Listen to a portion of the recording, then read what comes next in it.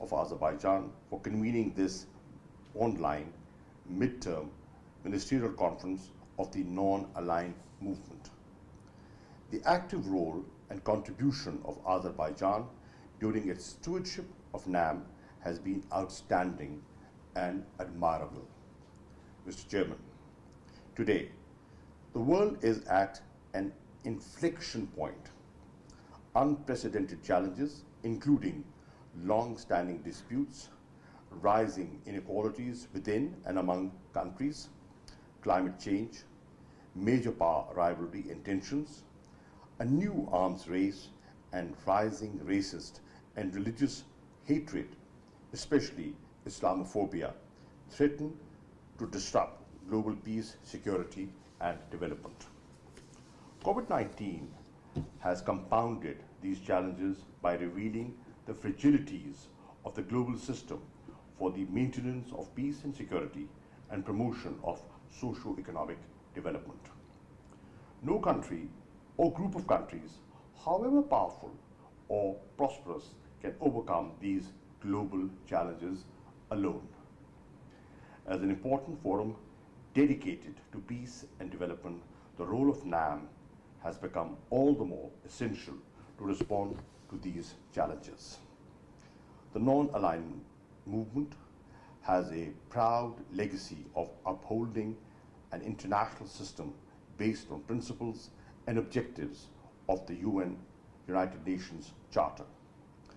The movement has remained in the vanguard to strengthen multilateralism and solidarity for advancing the common goal of sustained peace and development.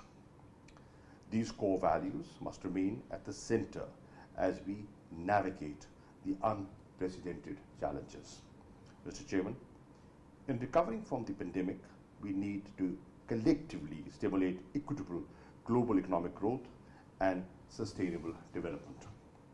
Pakistan's fight against the coronavirus was based on a policy of smart lockdowns. We pursued a three-pronged strategy focused on saving lives, securing livelihoods, and stimulating the economy. Through our SARS emergency cash program, the government disbursed around $1.25 billion to over 15 million families in the vulnerable segments of the population. We have launched a vaccination drive that will cover 70 million people by December of this year. More than 18 million vaccine doses have already been administered to over 14 million citizens. Mr. Chairman, to fully recover from COVID-19 crisis and to build back better, we suggest the following key actions. First, we have to ensure vaccine equity, affordable supply of vaccines to everyone, everywhere. Without that, we will not be able to defeat the virus and overcome the challenges that flow from it.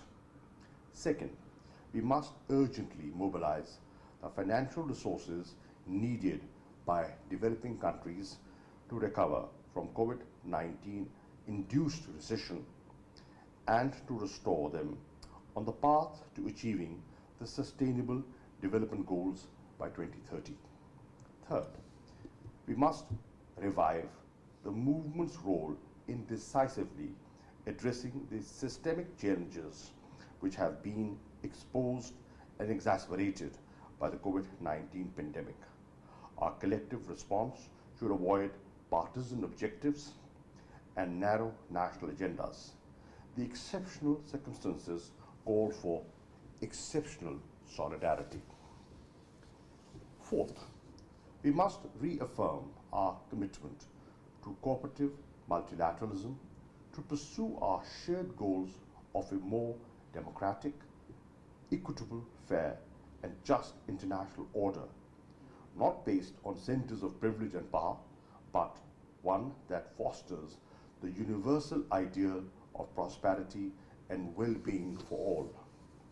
Mr. Chairman, Pakistan deeply values the fundamental ideals of the movement, especially its principled support for the right to self-determination of people living under foreign occupation. It is tragic that the people of Palestine and occupied Jammu and Kashmir are still waiting to exercise their right to self-determination for over 7 decades now. Pakistan calls upon NAM and the international community to secure a just, peaceful, and expeditious resolution of these long-standing disputes in accordance with the resolutions of the United Nations Security Council and the aspirations of the people.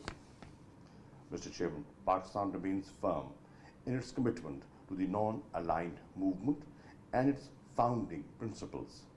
We will continue to support the movement's efforts towards peace, equality, cooperation, and well-being for all. I wish to conclude by thanking the Republic of Azerbaijan for leading the movement through these unprecedented challenges and for convening this meeting to chart the future course of NAM at this critical moment in our world history. I thank you. नाज़रीन, वज़ीर